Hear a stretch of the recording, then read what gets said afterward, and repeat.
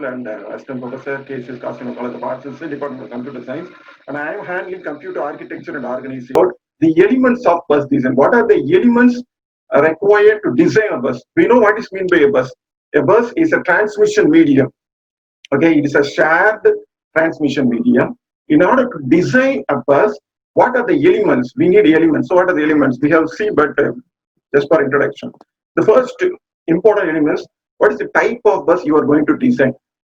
And the second, the element is, what kind of bus you are going to create.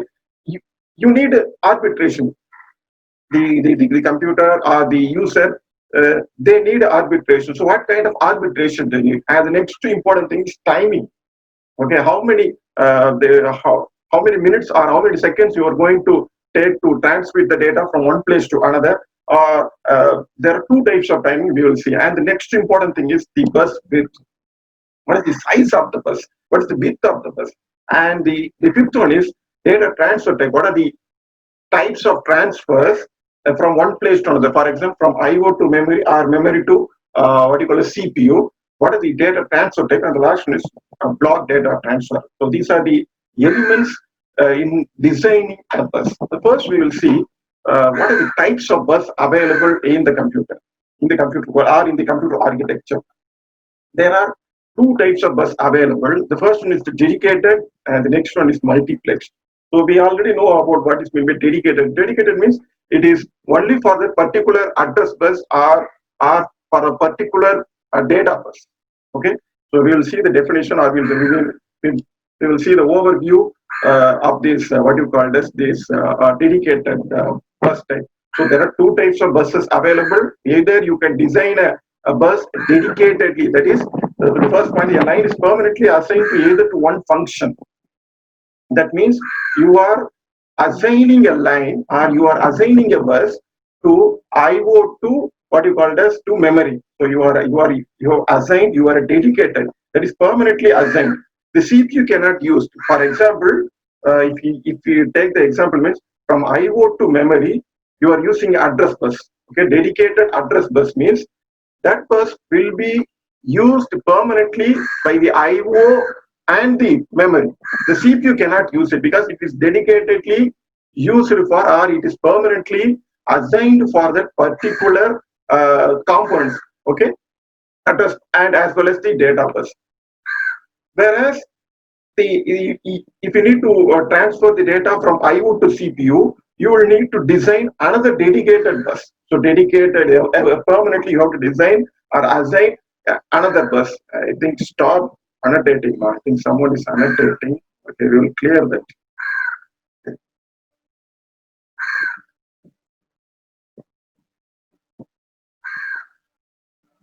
Okay, so dedicated. So there are two types of bus available. Either you can create a bus which is permanently assigned to a function or assigned to any two components between any two components. Whereas the main advantage of this dedicated bus is that you can transfer the data at any time, at any number of times. Okay, you cannot you need not to wait for a particular what you call it as particular time or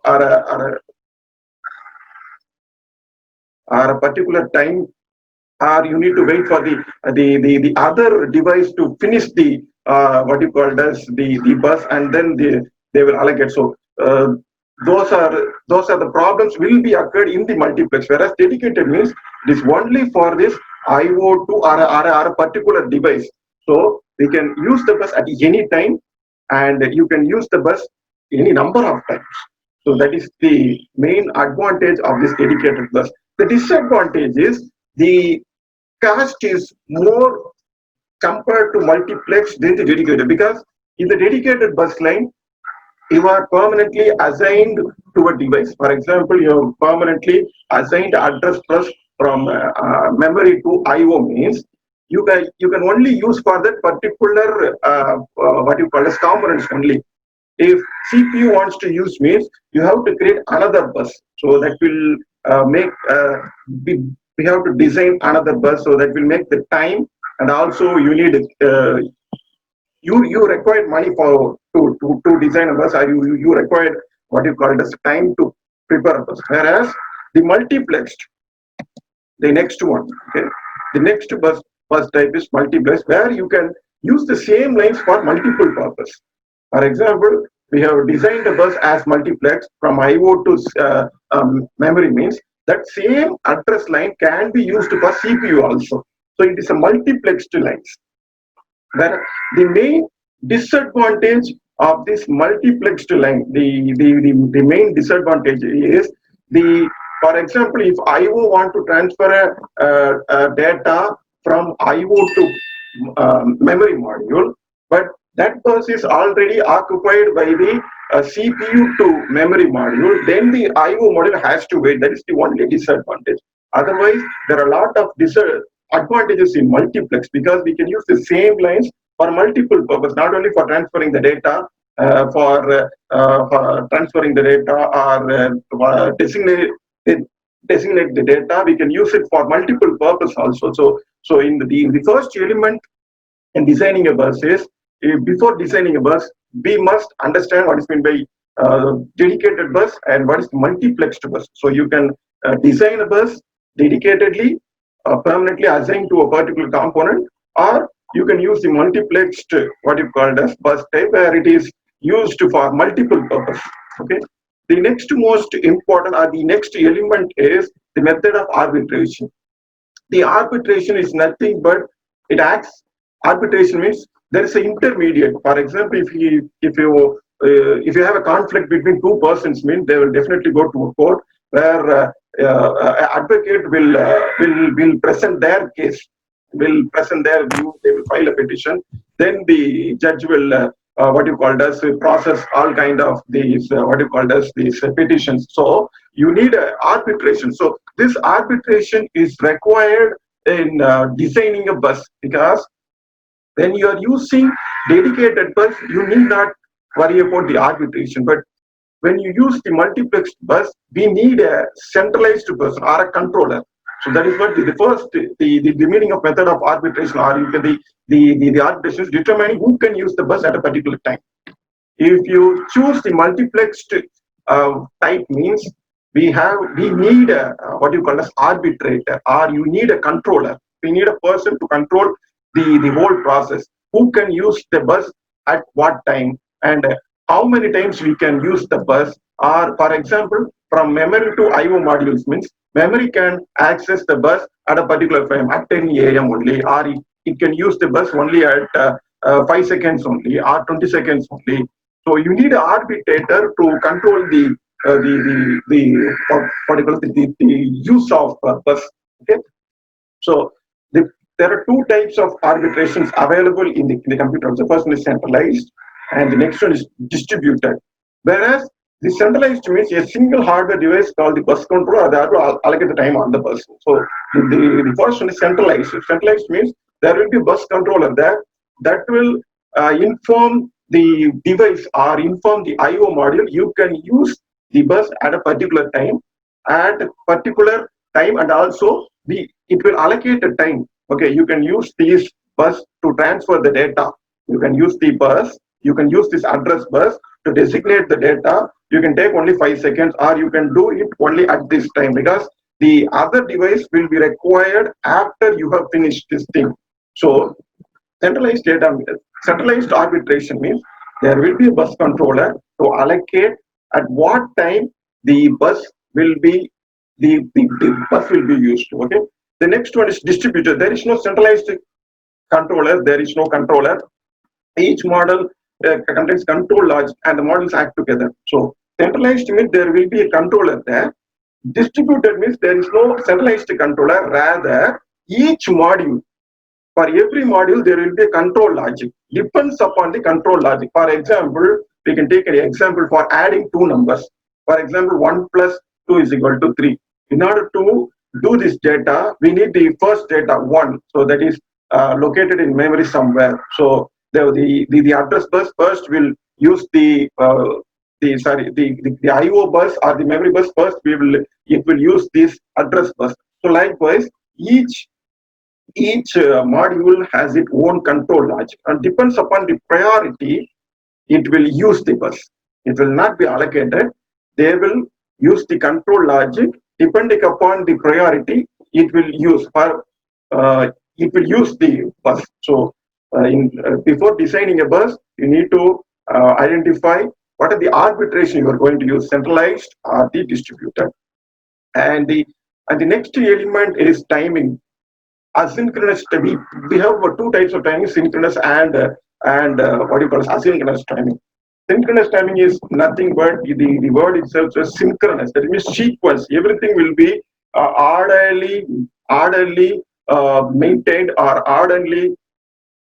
Okay, uh, everything will happen sequentially or in a regular sequence. Yes, you can say the bus includes a clock line upon which a clock transmits a regular sequence of alternating ones and zeros. So everything will be depend upon this clock time. So first it will check the status line. Check second only. Second, using the address bus, it will designate the data, and then third, it will use the, so it will be automatically the sequence will be followed. This is a synchronous timing. Whereas the asynchronous timing means it will not follow the sequence order. It will not follow order. It will always check what is the previous event. What is the previous event happens. For example, if the previous event is address language, it will automatically it will do the data bus will fetch the data, and then it will acknowledge, it will send an acknowledge. So depend upon the previous event, it will automatically implement the what you call as the activities in the bus. So we have to choose what kind of timing we need. The fourth element is bus width. The bus width is the most important element because it has an impact on system performance. So the greater the, so here the, for example, 1 minute, okay, sorry. So here the definition says the wider the data bus, the greater the number of bits transferred at one time. So the wider the width of the data, it will be helped us to transfer more number of data, more number of bits to be transferred at a particular time. So we have to choose what kind of what is the width of the particular bus, because since we have only 8 minutes, we'll definitely say, okay. Next one is the data transfer time. There are two types of data transfer available. The first one is ready modify write. That is, a read is followed immediately by a write to the same address. It will not wait for the what you call as the bus to act what to do the next. It will first it will read, next it will modify what are the required modification it is needed in a particular device, and after that it will write the what you call as the what are the required data to be added. So the next one is read after write. Once it reads the data, it will write the data. So that is the fifth element of this what you call as bus. Next one is the blocks data transfer.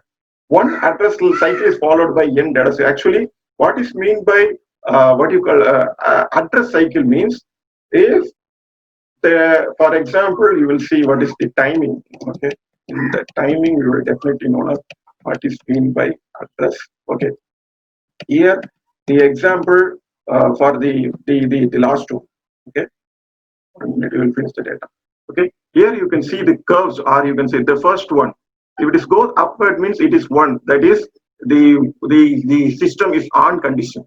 If it is down means this down arrow indicates, is this down arc indicates that it is in an off condition. Or you can say if it is in an upward condition, you can say it is 1. The status of the system is 1. If it is in the down arc means you can say the data are the what do you call it, the system is in 0, that is off condition. 1 means on and 0 means off. So that is the what you call it. These are the elements of designing a bus. Tomorrow we will see about what you call as what is meant by the evolution of Pentium and PowerPC.